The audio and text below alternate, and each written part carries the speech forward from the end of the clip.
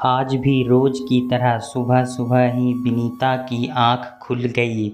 आज कौन सा किसी का टिफिन बनाना है, सोचकर फिर से आंखें बंद कर सोने की कोशिश की, पर निंदिया रानी तो फुर हो चुकी थी। उठने के सिवाय कोई चारा नहीं था। घर की छत पर थोड़ी देर टहलने के बाद वह किचन में अपने पीने के गुनगुना पानी लेने गई कि माँ जी की आवाज़ आई, विनीता चाय बना रही हो तो मेरे लिए भी बना लेना। मैं भी उठ गई हूँ। माँ जी को चाय देने के बाद वह नाश्ते की तैयारियों में लग गई। एक तरफ पराठे के लिए आलू उबलने रखे, दूसरी तरफ दूध उबालने रख दिया। साथ ही वह बर्तन भी साफ करती जा रही थी। अजय और दोनों बच्चे, 8 साल की परी और 10 साल का राजू, अभी तक सो रहे थे। उन लोगों के उठने से पहले वह कुछ काम निपटा देना चाहती थी। लॉकडाउन होने की वजह से कामवाली ने भी नहीं आना था। झाड़ू पोछा, बर्तन, कपड़े धोना, सभी काम उसे अकेले करना पड़ रहे थे। ऊपर से सभी की अलग अलग फरमाइशें, सबको एक साथ डाइनिंग टेबल पर बैठाना भी एक मुश्किल भरा काम हो गया था। कोई भी टीवी और मोबाइल को छोड़कर उठना नहीं चाहता था। सबकी छुट्टियां थी और उसका काम बढ़ गया था। राजू बेटा, अब टीवी बंद कर दो और दादी को बुला लाओ, आकर नाश्ता कर ले, उसने राजू से कहा। अरे वाह, गर्मा गर्म आलू के पराठे दही के साथ मज़ा आ गया, अजय ने खुश होकर कहा। बच्चे भी खुश होकर खाने लगे। माँ जी ने हमेशा की तरह मुंह बनाकर कहा, अरे पराठे, मेरा तो पेट खराब हो जाएगा। तू ऐसा कर विनीता, मेरे लिए आलू भरकर रोटी सेक दे। आप खा कर तो देखिए माँ, बहुत अच्छे बने हैं, अजय ने कहा।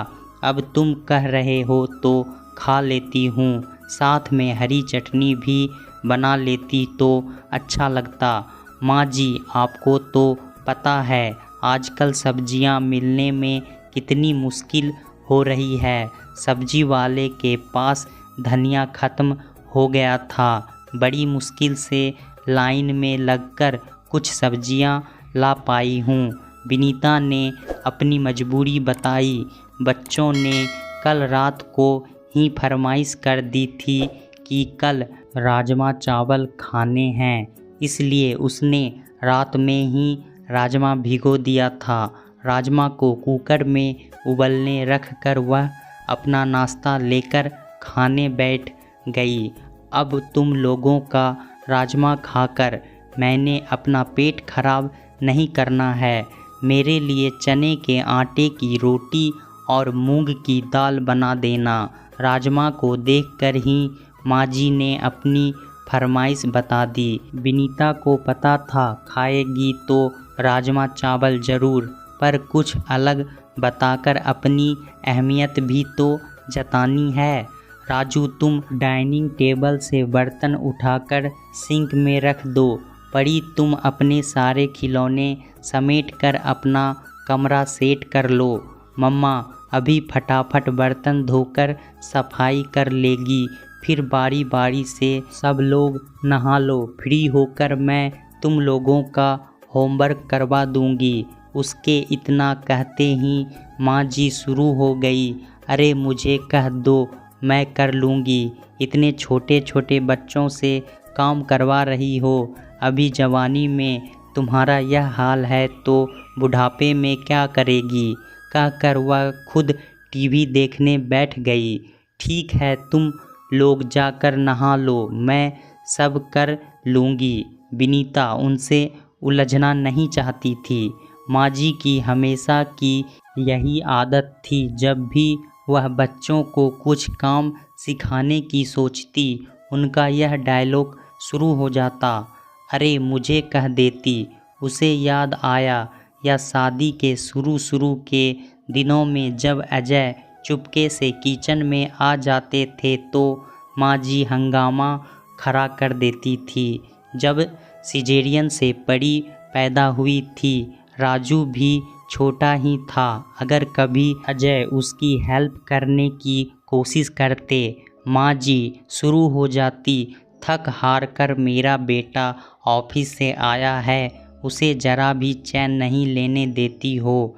अरे मुझे कह देती, फिर ना खुद करती ना उन्हें करने देती। उसे उनकी आदत का पता था, इसलिए बुरा भी नहीं लगता था। सफाई बर्तन के लिए कामवाली थी, खाना बनाने का उसे वैसे ही बहुत शौक था, वह खुद बना ही लेती थी। पर इधर कुछ दिनों से उसे स्लिप डिस्क की प्रॉब्लम हो गई थी। डॉक्टर से ज़्यादा काम करने से मना किया था और उसे लगता भी था कि बच्चे बड़े हो रहे हैं, छोटा मोटा काम करने की आदत होनी चाहिए। कल को बाहर पढ़ने जाएंगे तो परेशानी नहीं होगी। पर माँ जी बच्चों के काम करने के सख्त खिलाफ थी। रही सही कसर यह लॉकडाउन ने पूरी कर दी थी। पति देव और बच्चे टीवी और मोबाइल से अपना समय काट रहे थे। ना बाहर जा सकते थे, ना कोई बाहर से अंदर आ सकता था। सबको खाना खिलाकर रसोई समेटते समेटते 3 बज गए। पूरे दिन काम करने के बाद उसकी कमर का बुरा हाल हो गया था।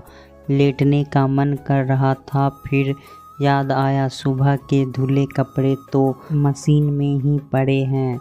उसने अजय को कहा, प्लीज़ आप कपड़ों की बाल्टी बाहर रख दो, मैं कपड़े सूखने डाल देती हूँ।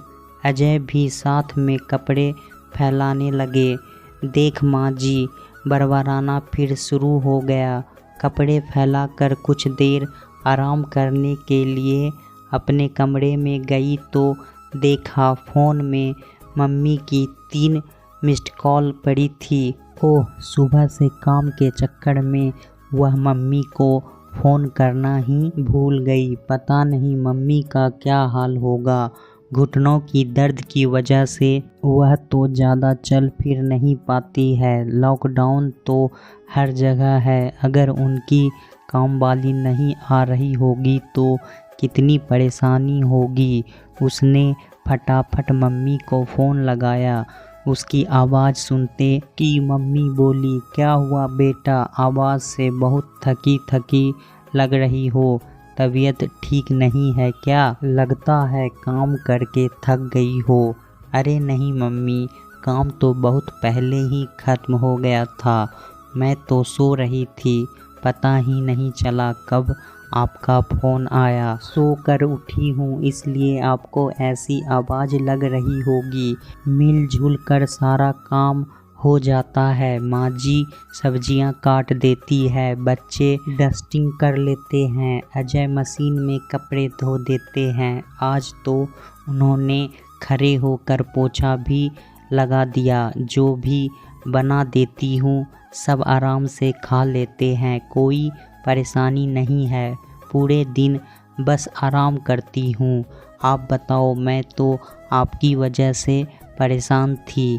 आपकी तबीयत कैसी है? काम वाली आ रही है कि नहीं? अरे तुम मेरी वजह से परेशान मत होना, यहाँ सब ठीक है। काम वाली की बेटी अपना सामान लेकर आ गई है। जब तक हालात ठीक नहीं होते तब तक यहीं घर में रह लेगी।